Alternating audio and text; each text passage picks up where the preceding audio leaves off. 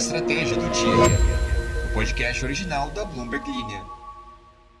Ministerio de Trabajo, Empleo y Seguridad Social, afuera. Ministerio de Educación, adoctrinamiento, afuera. Afuera, afuera. Quem tá falando é o presidente argentino Javier Milei. No vídeo ele tá tirando o nome de vários ministérios de uma lousa, indicando há um ano atrás a sua intenção de reduzir o número de ministérios e cortar os gastos públicos da Argentina. Só que desde que foi eleito, Javier Milei se viu diante de muitos elogios e também de muitas críticas, sobre o aumento do desemprego, sobre a queda no consumo e também sobre o corte de aposentadorias. Ele ainda suspendeu quase todos os projetos de obras públicas, desvalorizou o peso em mais de 50% e eliminou os controles de preços de diversos produtos. Foram medidas, digamos, impopulares para reduzir o tamanho do Estado. E com o maior corte de gastos em 30 anos, o número de pessoas em situação de rua aumentou. No entanto, algo inesperado aconteceu durante a sua presidência. Ele continua tão popular quanto quando foi eleito. Mas então, o que está sustentando a sua popularidade e quando que o eleitorado vai descobrir se sua aposta valeu ou não a pena? Nosotros vamos descubrir hoy en el podcast La Estrategia del Día, com seu apresentador Alan Blanco. Eu definitivamente sou o chileno com o pior espanhol do mundo. De verdade. Sim, pra quem não sabe, eu sou chileno, nasci no Chile. É toda uma história, depois eu conto pra vocês. Hoje nós também vamos conversar sobre como os estrangeiros estão trazendo 10 bilhões de reais para a Bolsa Brasileira depois que o Federal Reserve, o Banco Central dos Estados Unidos, sinalizou que vai cortar os juros. E ainda sobre como aquela marca chinesa de celulares, Huawei, eu pesquisei, tá? É Huawei em chinês, pretende confrontar a Apple. Eu trouxe essa informação aqui de como se pronuncia na China, mas na verdade sou a favor de abrasileirar todos os nomes de marcas. Igual McDonald's fez, abreviando para Mac. Faz todo sentido do mundo. E não, eu não sou obrigado a falar Oxo. Quem é você para chegar no Brasil e colocar uma placa me dizendo como que fala? Oxo. Bora começar falando de celular. Vocês são time Apple ou usam celulares com Android? Eu lembro que uma época, quando o Xiaomi chegou no Brasil, tava todo mundo migrando pro Android, largando a Apple. Mas eu sinto que essa tendência caiu. Eu não sei se é só a minha bolha, mas não sei. O que vocês usam? Bom, voltando ao assunto.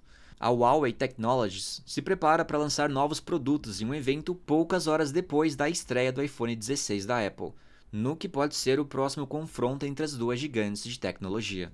O chefe do grupo de consumidores da empresa, Richard Yu, anunciou a data de 10 de setembro no Weibo. A Huawei, não é Huawei, é Huawei, mas eu não vou corrigir também, enfim, planeja revelar o primeiro smartphone comercial do mundo que dobra 2 vezes, de acordo com uma pessoa familiarizada com seus planos que falou com a Bloomberg News. Então, pelo que eu entendi, vai ser basicamente um aparelho com 3 telas que vai ficar bem grande quando você abre. Bem útil para você que quer sentir que está abrindo um folheto do Shining Box toda vez que usa o celular. A empresa também prepara o lançamento do veículo elétrico Aito, embora os produtos finais a serem lançados estejam sujeitos a alterações, disse a pessoa que pediu para não ser identificada discutindo planos privados. A Apple, por sua vez, vai lançar sua nova família de aparelhos e acessórios para iPhone na próxima segunda-feira, dia 9 de setembro, além de apresentar novos argumentos para que os consumidores atualizem seus dispositivos. Mais uma atualização, que legal. Na China, o desempenho da Huawei tirou a Apple da lista dos 5 primeiros fabricantes de smartphones no trimestre encerrado em junho, após recuperar sua participação no mercado premium com a série Mate 60 alimentada por um chip inovador. Ao agendar um evento logo após o lançamento do novo iPhone, a empresa chinesa sugere ao mercado que está pronta para competir de igual para igual com a Apple. Yu foi visto com um novo dispositivo na mão, apelidado de Trifold. O celular, não o Yu, foi apelidado. Sua principal vantagem seria a capacidade de encaixar uma tela ainda maior semelhante a um tablet, dentro das dimensões de um smartphone comum. A Huawei, ao lado de outros fabricantes de dispositivos chineses como Honor Device e Xiaomi, desenvolveu alguns dos telefones dobráveis mais finos até hoje e tem trabalhado para evoluir ainda mais no formato. Investidores estrangeiros aumentaram as compras de ações brasileiras e marcaram em agosto o segundo mês consecutivo de entrada de recursos para o país, depois de um primeiro semestre de saídas bem expressivas. No mês passado, estrangeiros adquiriram 10 bilhões de reais em papéis na Bolsa Brasileira de acordo com dados da B3. Esse é o maior número desde dezembro. Mas por que o Brasil? a gente nem tem um line-up decente pro Lollapalooza? Você deve estar se perguntando. O motivo é o sinal de que o Banco Central dos Estados Unidos vai cortar juros a partir da reunião de setembro. E isso, claro, tem um impacto grande nos investimentos do país. Como vocês sabem, taxas de juros mais baixas geralmente significam que os investidores receberão menos retorno sobre seus investimentos em ativos que dependem dos juros. Sem contar que isso pode enfraquecer sua moeda em relação às outras. Embora o ciclo de flexibilização do Fed prometa impulsionar o mercado de ações, a volatilidade recente do câmbio doméstico e a perspectiva de alta da Selic podem diminuir o apetite dos investidores por ativos locais. Diego Carvalho, sócio e diretor de renda variável do Bahia Asset Management, diz, abre aspas, é difícil dizer por quanto tempo ainda durará o fluxo estrangeiro, mas o fato é que o cenário está mais favorável para os países emergentes como o Brasil após a sequência de dados mais brandos nos Estados Unidos, fecha aspas. Além do sentimento positivo dos mercados globais, os analistas citam que o valor das empresas historicamente baratas frente à medida histórica em um cenário corporativo sólido ajudam a bolsa local. E o Ibovespa subiu 6,5% em agosto. Afuera! Essa é a minha imitação do Milei. A Argentina é a maior economia da América Latina depois do Brasil e do México. No entanto, passou um terço dos últimos 70 anos em recessão. Desde 2001, deu calote em sua dívida soberana internacional 3 vezes. A inflação galopante e a desvalorização da moeda levaram o Banco Central a introduzir cédulas cada vez maiores para ajudar os consumidores que precisavam carregar quantidades crescentes de dinheiro em espécie. Para você que viajou para a Argentina nos últimos anos, você deve ter passado pela situação estranha que é ter que trocar dinheiro lá em espécie e carregar um bolo de dinheiro nas mãos. Quando o Milei foi eleito, ele começou eliminando subsídios de serviços públicos, de eletricidade, gás, a água e transporte público. Isso teve um grande impacto nas carteiras das pessoas. Para você ter uma ideia, em dezembro de 2023, uma família média na área metropolitana de Buenos Aires pagaria cerca de 30 mil pesos por serviços públicos. Alguns meses seguintes, essa conta aumentou para 143 mil pesos. Tudo isso fazia parte da campanha agressiva de Milei, que prometeu usar uma motosserra para cortar gastos públicos. Milei também reduziu pela metade o número de ministérios do governo, além de cortar gastos com seguridade social, salários públicos e educação. Apesar disso, Milei mantém um alto nível de lealdade entre os eleitores. A popularidade dele está em 52%, um ponto percentual a mais do que em fevereiro, segundo a consultoria Management & Fitch. Seu antecessor, Alberto Fernandes, tinha uma reprovação de 79% ao final de seu mandato. A redução da inflação, um dos principais objetivos de Milei, é um dos pilares do seu apoio. A raiva acumulada contra o peronismo, que é o movimento estatista que governou a Argentina por 16 dos últimos 20 anos, também ajuda a explicar parte desse apoio. O que acontece agora é que Milei abandonou o modelo de tentar manter a popularidade com equilíbrio econômico e adotou a abordagem do a qualquer custo, que vem balançando a política e protegendo sua popularidade, pelo menos por enquanto.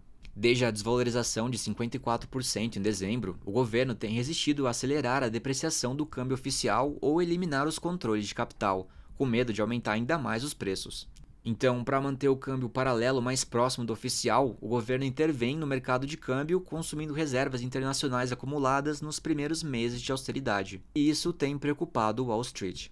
Mas, apesar do cenário, Milei ainda tem uma carta: um empréstimo do FMI. A ajuda seria essencial para o presidente desmantelar os controles de capital, reativar a economia e voltar aos mercados internacionais. No entanto, a intervenção cambial do governo vai contra as políticas ortodoxas do organismo, e o país precisa convencer seu maior credor de que merece uma nova chance. Em 2025, as eleições de meio de mandato vão mostrar se as medidas de Milei e as dificuldades que elas representaram para aqueles que apostaram em sua presidência valeram ou não a pena. Vamos ler alguns comentários do episódio anterior, mas antes disso, duas coisas. Eu entendi que vocês querem episódios mais compridos. Eu vou dar o meu melhor aqui pra fazer episódios do tamanho que vocês querem. E outra coisa é que tem muitas Swifters ouvintes. Então o que eu vou fazer é ouvir um álbum dela por semana. Toda sexta-feira eu vou dar o meu feedback e vocês vão acompanhar minha jornada pela carreira da Taylor Swift. Se tudo der certo, eu também viro um Swifter. Ou se não, eu vou continuar não sendo Então, sexta-feira eu já vou ter escutado o primeiro álbum e vou passar os meus feedbacks, se isso interessa. Pams T diz: Oi Alan, eu falo alemão, é possível, não desista. Ufa, alguém fala alemão nesse podcast. Obrigado, foi a força que eu precisava para voltar pro aplicativo hoje mesmo. Daniel Maurício diz: escuta Taylor Swift em ordem cronológica, é muito melhor. É isso que eu vou fazer, Daniel. Eu vou ouvir o primeiro álbum dela. Eu já pesquisei, eu vi que chama Taylor Swift, muito original. E parece legal, eu vou ouvir sim. GLHR Mac diz: Guten Morgen, Alan. Também não fala alemão, kkk. Eu espero muito que isso não seja nada obsceno. Depois eu pesquiso o que é. A gente tem uma ouvinte chamada Hilarie, só que ela respondeu aqui: é Hilarie porque meu nome é Lari, mas todo mundo me zoa me chamando assim, tal qual a Xuxa. É uma versão drop de economia, mas quando precisar pode dar pano pra manga e explicar com mais detalhes. Fofoca boa é fofoca bem contada. Isso é uma verdade. E Lucas diz: tio Alan, eu gosto do grande, bem-vindo, gostei do seu humor e memes.